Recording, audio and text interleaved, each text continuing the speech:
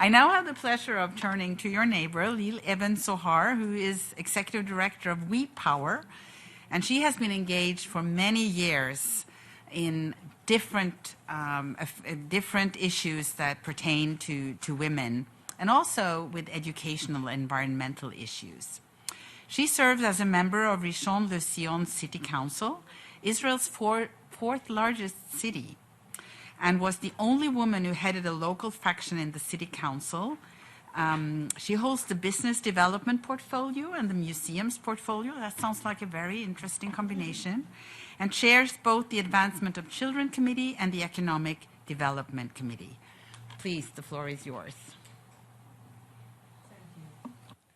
Minister Gamliel, distinguished ambassadors, Mrs. Hastel, and my panel colleagues, of course, ladies and gentlemen. This is my first time speaking in the UN, and I feel excited and privileged. Thank you so much for the invitation, the opportunity to speak about We Power. As you already heard, I'm the Executive Director of We Power, a non-partisan NGO established by Mrs. Michal Yudin in Israel 15 years ago. We Power promotes women leadership in Israel and proper social change in the business, public, and political arenas. As you heard, my CV, I'm also the business portfolio holder in my hometown, and I'm, last but not least, I'm also the proud mother of 4 lovely boys. This lovely, I think you went a little bit hurry. Okay. This wonderful conference, a celebration of feminism and leadership, reminds me the first time I was invited to speak in a women's conference. It was a couple of years ago, in the middle of my first council member election campaign.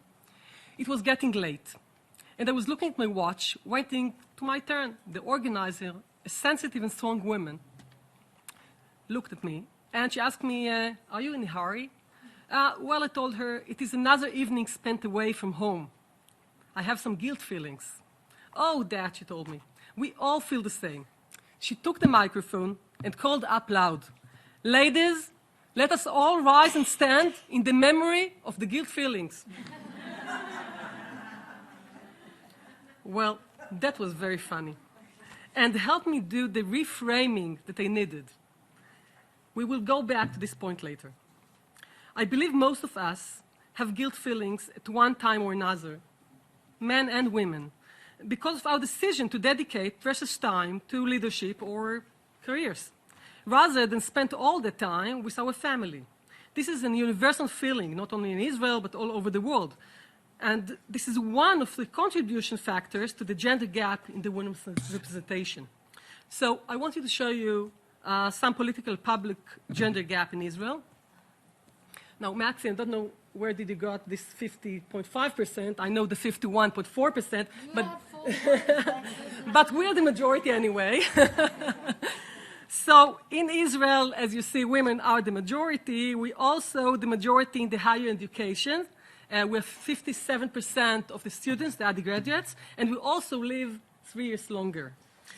But only 26% are members of the parliament, and only 80%, the last slide, 18% are members of board of directors in public companies, and only 40% are council members. I'm one of them, and just 2% are city mayors. So let's go to the 2%. Nadav is not following me? Okay, that's fine.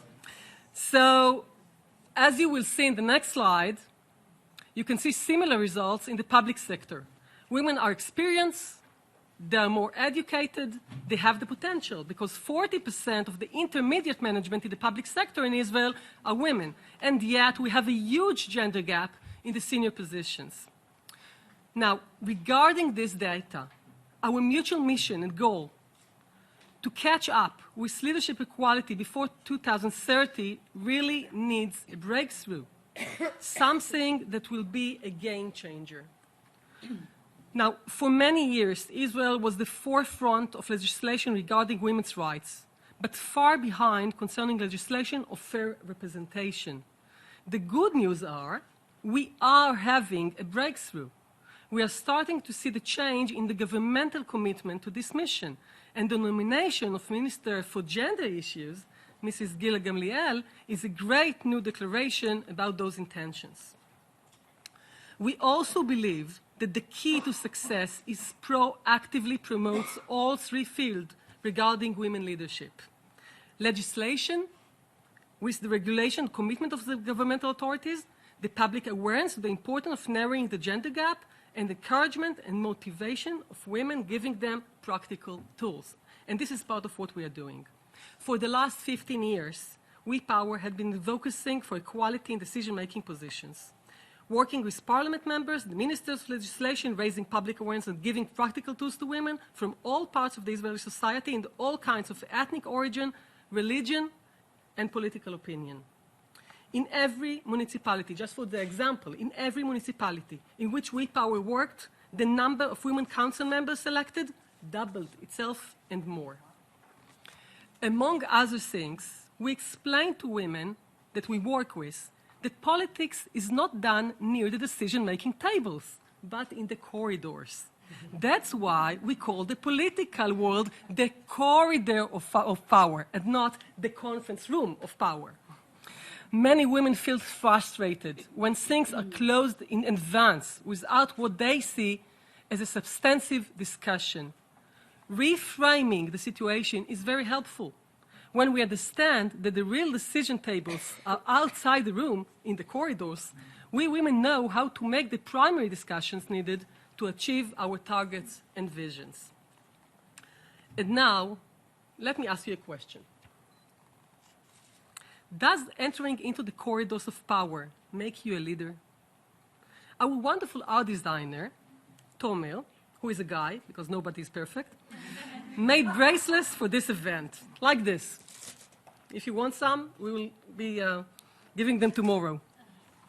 Okay, so he proposed different slogans like sharing leadership, we are born equal, women leadership, and born to lead.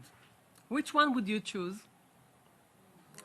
I don't know. We were amazed to find that most of the women that we asked, even very strong, powerful women, choose the soft sentences like we share leadership, we are born equal, sharing leadership, and not the putting yourself in the front sentences like born to lead. Now, we refer the slogan, as you can see now, to Yes, We Lead. This was a declaration women could join us in. Now, this is very interesting because this claim is very important. Leadership is taken, it's not given. Going back to my own story, I made a conscious decision to reframe my guilt feelings and replace them with the satisfaction of giving my children an education for life about commitment to one's life goals and about taking leadership. We Power, as you can see, We Power works with women to help them find their own authentic leadership. We believe the breakthrough needed for women to become half the leaders of this world will occur only when women claim leadership as the way of life.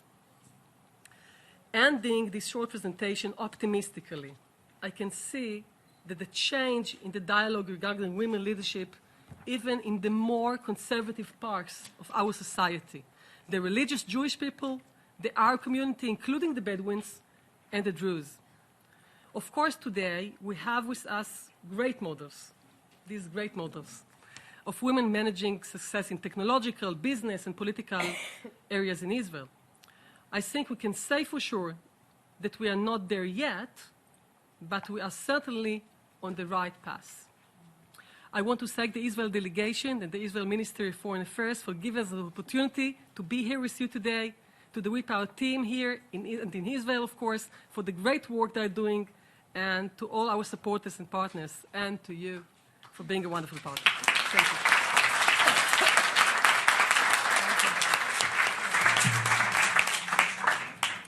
Thank you so much. And now I understand why you all have this half moon, red half moon. I was curious about that. Yes.